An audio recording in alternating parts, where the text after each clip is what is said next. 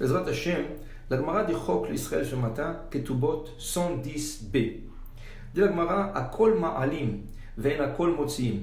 On fait monter tout le monde, mais on ne fait pas descendre tout le monde. Maï akol ma'alim. Que veut dire on fait monter tout le monde? Par exemple, Eved, Shebarach merabo. Un maître que son esclave se sauvait, et il va en Israël. Mais le maître n'habite pas Eretz Israël. Alors normalement, quelqu'un qui trouve ce Eved, ou qui le voit quelque part, il est obligé d'appeler la police ou appeler son maître. Voilà, j'ai trouvé ton esclave, il est là.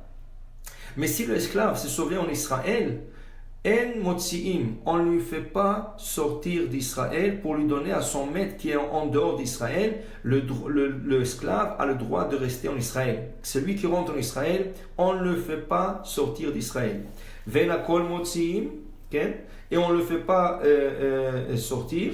Il dit ici, par exemple, quelqu'un qui veut quitter Israël et sa femme ne veut pas quitter.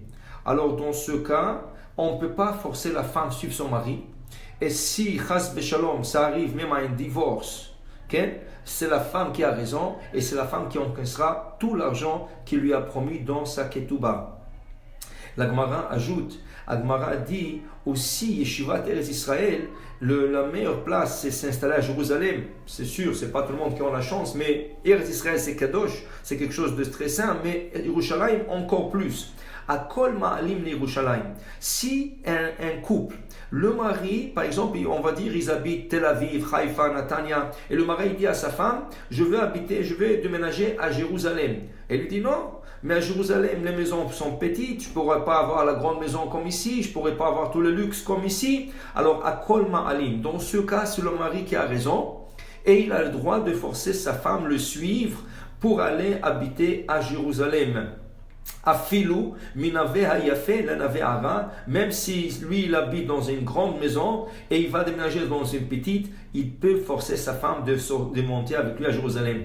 Venakol motziin, mais s'ils habitent à Jérusalem dans un petit appartement et voilà le mari il veut déménager à Tel Aviv, à Natania, à Haïfa, n'importe où, dans un palais, quelque chose de très très beau, mais la femme n'est pas d'accord. El Motziim, lui, il n'a pas le droit de la faire sortir. Et dans ce cas, si lui il insiste, ils pourront même chas v'shalom divorcer. Et c'est la femme qui aura raison parce qu'on ne fait pas sortir, on ne sort pas de Jérusalem. Ça veut dire que pour vous dire que vraiment on n'a pas le droit de quitter Israël, on n'a pas le droit de quitter Jérusalem. Et ceci est une halakha dans le Shulchan Aruch et rapporté aussi dans le Maïmonide.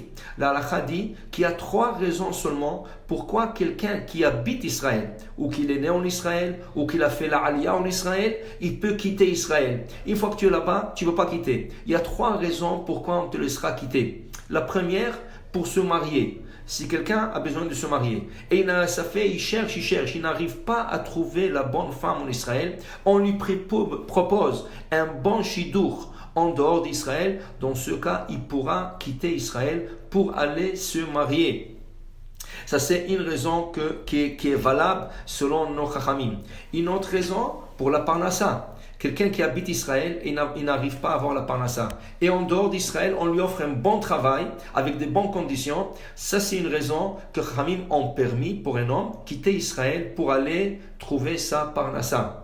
Et la troisième chose, étudier la Torah. Si quelqu'un étudie en Israël et il ne voit pas une bracha dans son étude, et il a essayé une yeshiva en dehors d'Israël, et il voit que là-bas il réussit, il se connecte mieux avec le rabbin, il a de meilleurs amis dans la yeshiva, dans ce cas c'est une raison valable pour nos sages de quitter Israël. Alors pour vous dire vraiment, on espère tous arriver en Israël et on espère arriver vivant. C'est pas après la mort. La Eretz Israël est dit, je vais vous voir vivant, je vais vous voir vivre sur cette terre promise. Mais une fois que tu es là-bas, et si tu ne rentres pas dans la catégorie de ces 3 choses, tu n'as pas le droit de quitter Israël. Et d'ailleurs, celui qui quitte Israël, on dit c'est Yerida. Quand on monte en Israël, on dit Aliyah. Descendre d'Israël, c'est une descente spirituelle. Mais à moins que encore la raison est valable. Il n'y a que 3 raisons valables. Et toujours ça doit se faire avec l'avis de son rabbin, de lui demander est-ce que sa raison est assez valable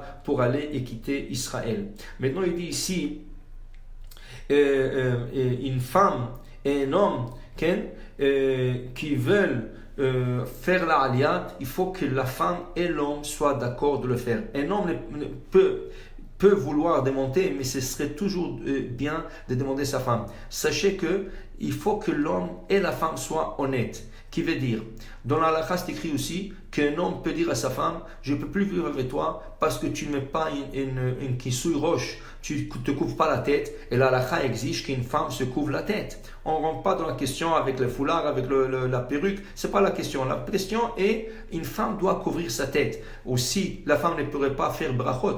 Un homme, quand il fait une bracha, il met une kippa, mais comment la femme fait une bracha? Elle doit couvrir la tête, avec un foulard, avec une perruque, mais il faut absolument couvrir la tête. Et voilà que cette femme ne couvre pas la tête. L'homme est religieux, il fait 3 fois la prière, Shomer Shabbat, tout ce qu'il faut, et il dit à sa femme, écoute, j'ai honte, quand je sors en public, tu n'es pas avec la tête couverte, je veux ma femme soit avec la tête couverte. Has v'shalom, ça peut arriver à un cas même que l'homme, il peut demander le divorce, parce que sa femme ne couvre pas la tête. Mais il faut que cet homme soit honnête. Il ne faut pas qu'il utilise comme un prétexte de se débarrasser de sa femme. Par exemple, un homme vient au Bedin, et ça c'est un cas vécu. Il est venu au Bedin, il a dit, je ne peux plus vivre avec ma femme, elle ne veut plus couvrir la tête, elle ne veut pas être sniout. Il y a plein de choses, alors ça ne m'arrange pas, j'aimerais recommencer ma vie.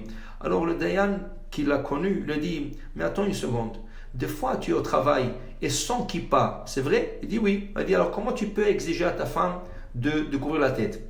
Ça ne veut rien dire, mais pour dire, quand tu es 100%, tu peux demander à ta femme d'être 100%. Mais tu ne veux pas demander à ta femme de faire des choses que toi, tu ne fais pas toi-même. Alors, ce n'est pas une raison pour divorcer sa femme. Et bien, au Hachem, ils ont fait shalom dans le couple et ils sont retournés être ensemble. Mais pour dire que l'homme et la femme devraient toujours faire des choses ensemble et être d'accord, et bien, Hachem, bâtir un foyer kasher, veneman b'Israël. Amen.